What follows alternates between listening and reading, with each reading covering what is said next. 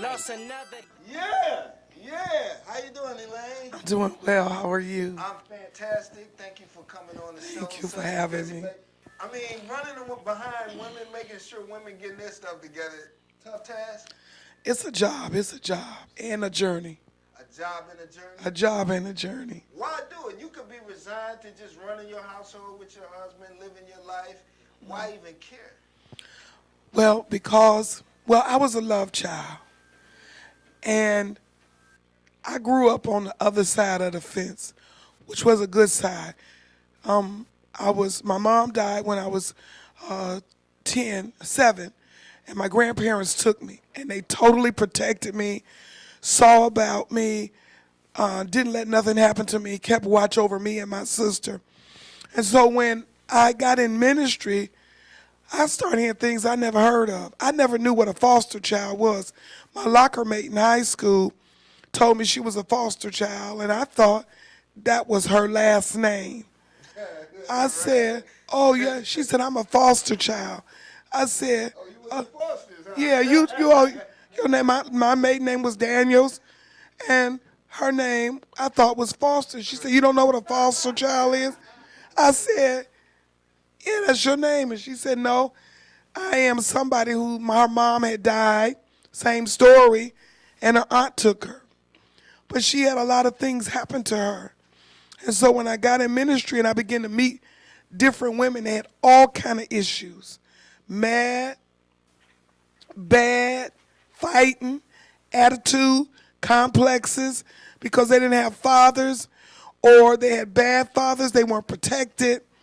And so that gave me the heart to want to help other women be free because I had the opportunity to be free. What you know about that? I mean, Elaine could have turned a blind eye and just dealt with her own issues and kept them inside. But I feel like, since you can relate to them, you feel like you can champion their, hopes and dreams and aspirations by helping them recognize what they're going through. Is Yes. that about it? Yes, that's what it is. I work to get their whole story, the ugly, gory details. A lot of African American families or families, period, they deal with a lot of incest, molestation, the babysitter, the uncle, sometimes the father, and the moms don't believe it. Nobody want to talk about it. Well, So let me ask you a question. I don't mean to cut you. How are you able to help women when everybody knows women have a tough time being around each other? I mean, that's what I hear.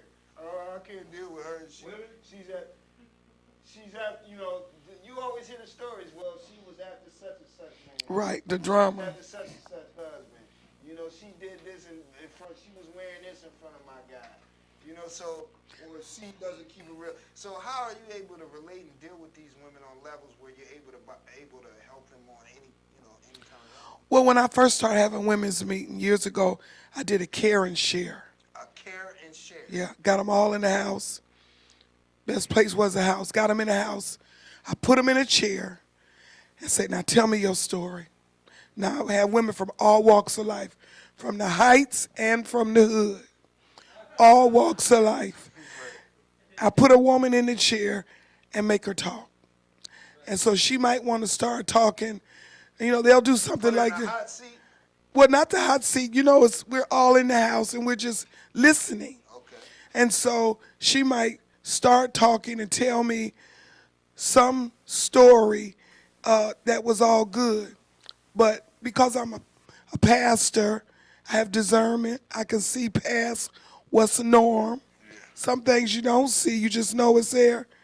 Well, when they start talking and telling their story, no, I say, tell me the real story.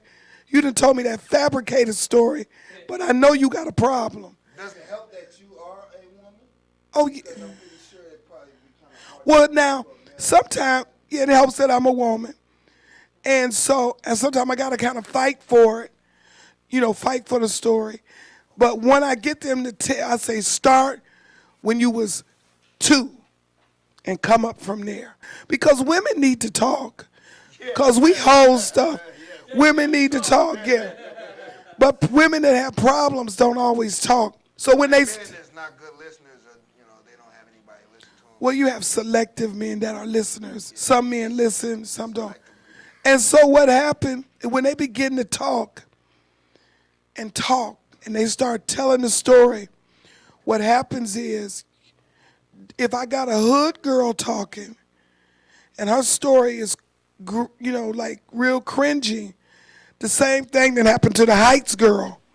So you got a room full of women, and now you got these other women crying if they relate to that story. How do you keep it from engulfing you where you can't think about what you need to do because you can get so taken aback by these women's stories because you can relate to them? How do you shield yourself from taking on and absorbing their energy? I always take time to come aside, rest or vacation, Rest or what? or go on a vacation. Yes, I always take time for myself. I cannot help you if I'm wore out. Is that what women need to do? Take care of themselves? Yes. Because, you got babies, you're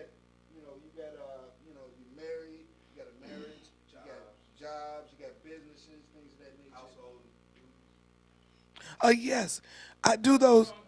Yeah. Well, my husband is my greatest strength. He's my protector. Sometimes he'll say, Elaine, this is enough. He'll send me away for rest. Right. Let me ask you a question, man. What about those women who preach the upliftment of women and all this, but they never mention the role of a male in being involved? How true is that? I have a problem with that. Everything is in the fatherhood. A family could survive without a mother, but everything is in the father. The father is complete. Women are good. They do a lot, but you need that father. The father can raise children, and children won't be crazy talking about their mama. What about those women that's a rudderless ship, going from man to man, pillar to post? They got an issue haven't been dealt with. They got an issue. If you don't get to the heart of the matter, nobody that basically comes into life unless they're mentally disturbed. God didn't make them to run from pillar to post. That meant somewhere somebody lost track of them. They got away. There was no father. The worst father laying out on the street and crack. If you go to him and say, hey, Billy, somebody down there trying to hurt your daughter, he going to get up from that state and go see about his child. That's the way it is. Protection. But women that are like that, something went wrong. They're not whole. Now, do you think that might have played a part? You remember Anthony so well and what happened with him, right? Yeah. The Yes. he killed all those women in East Cleveland, and the police kind of failed to act rather swiftly about those cases. A lot of those women were lost. Yes. Of that nature. How can women avoid finding themselves in those predicaments? Well, first of all, women don't need to be everywhere all the time. We feel like we're free. Oh, don't matter. I'm grown. Nobody gonna tell me what to do. Everybody needs to be accountable. It's all about accountability. I try not to go most places, especially today, by myself, but I'm accountable to somebody. Hey, I'm going to the corner store. Hey, I'm going to the mall. I'm accountable.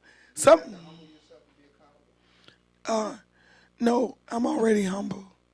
I'm humble because of what I do, because I'm a pastor, I'm a servant.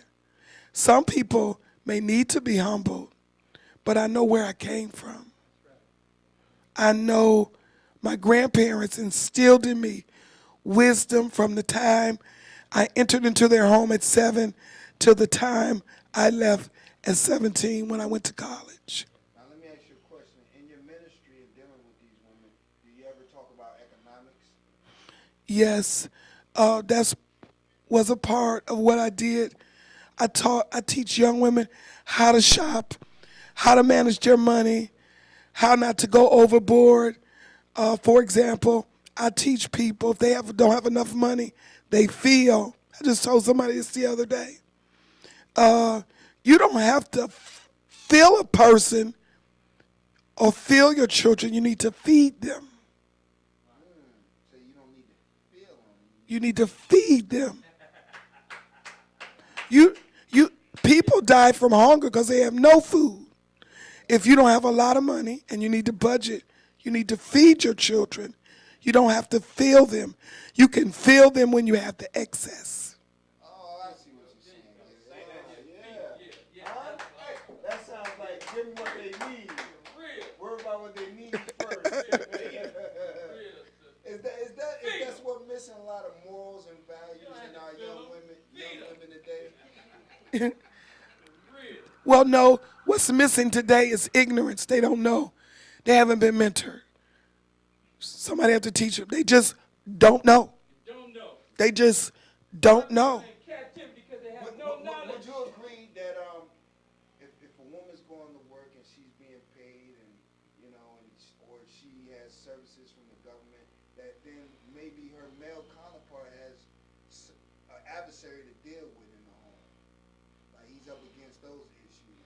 He can't control his home if this woman is being paid by someone else or being taken care of by a systematic type mechanism. Is there truth to that? Well, I believe everybody has some type of talent. Most people eat their seed. They don't plant their seed. Or if they have, What do you mean by that? well, if they get money, they got to go shop. And then after they shop, they got to go shop some more. And then when they get finished shopping, they got to go shop again. That's eating your seed instead of doing something positive with it. It's not a lot of recognition down that road. It's not a lot of, it's not a lot of patting you on the back saying, Elaine, you the one. It's not a lot of recognition. Oh, you know what? I don't have insecurity problems. I'm not insecure. I know who I am. If I'm never supported, I'm already supported. I'm supported by my husband, my friends, and the good Lord. I don't have insecurity problems. I don't care what people think. I'm gonna just do it. That's my that's where I'm charged at. I'm charged with nothing to do something. Besides the Lord, how are you able to keep yourself in that mentality that you're in and be happy and grow? I read a lot. What do you read? Well, I love history. I always look at lots of history, educational channels, anywhere I can learn something new. I used to be a researcher. Before I did full-time ministry, I researched for other people. Before the internet, which caused me to read more, I always loved to read. If somebody, Researching before the internet, that's real. That's yeah, research. yeah. That's a research. Elaine Williams, and she has her husband right here, pretty sharp guy right here, Mr. Bishop Richard Williams right here. Thank you, Bishop. Appreciate you. Now, as you can tell, one thing I like about Richard got all the hats to match all the garments, baby. They're nice too, man. Nice, man. Nice, man. Real good, man. Hey, man, I'm really proud of your union, man. Real strong union, man. You're standing up for the community. It's to be commended, brother. Thank you, sir. Standing with your wife, man. You said 30 years. 30 years, March 9th. Wow. Could you foresee those things in these fights? Standing up. Could you foresee these things in the beginning? I always tell everybody that marriage is like a plant. Like a what? A plant. Like a plant. If you nurse it, it'll grow. Nurture it. We had issues, but they were not because I really, first of all, I waited on God. I know that the kind of ministry that I have, I do the opposite. I deal with the men. Okay. Okay, so we don't raise 49. They were gangbangers, you name it. We raised 49. So we had all those challenges we went through, the They didn't know this was going to work out like this. We had all the issues that married folks have, but one thing that we always agreed upon, we was going to talk about the situation and not go to bed angry. Oh! Huh? I think that's a big virtue. That needs to be put out there more. I'm in total agreement with that. You know, anybody that's involved in relationships, no, that's a big thing. Don't go to bed angry. Your woman is this great champion for women, and has that fueled you to take on the men? Has that helped you in your... Actually, I'm the one that motivated her. She used to do women's works, and she kind of like put it aside. I said, honey, I said, why don't you go back to doing the women's work? Because women were getting free, okay? And they need what you have to offer. You seen her work. Oh, yeah. You seen that it was working. Yeah, we kind of push each other. And you encouraged her to go back and get back in. And all of this that's happening to her now is due to her obedience. You know? Yeah. And we're like the triangle that try to tell people, I wasn't the man that was the one that was cheating. If you were my friend and you did that, I got away from you. So one of the things that I asked God, I said, you got to give me a wife that's going to understand the kind of work that I do. You know what I'm saying? Because I'm in the street. There's people in my house that's hungry. All the ones that were adopted were people in the street, thugs, gangbangers. Right. You know, they didn't come all straight and fixed up. So he knew the kind of wife I had to have. So she deals with women, and I want to make sure that she went back on a higher level so these women can be free. Listen, I am an advocate for women. I ain't against women. Okay? I need to make that clear. You know, I need to make that clear because a lot of men tend to go to the left. You know, I represent the men that believe that God makes a helpmate for you. That's right. See, I'm no better than my woman is.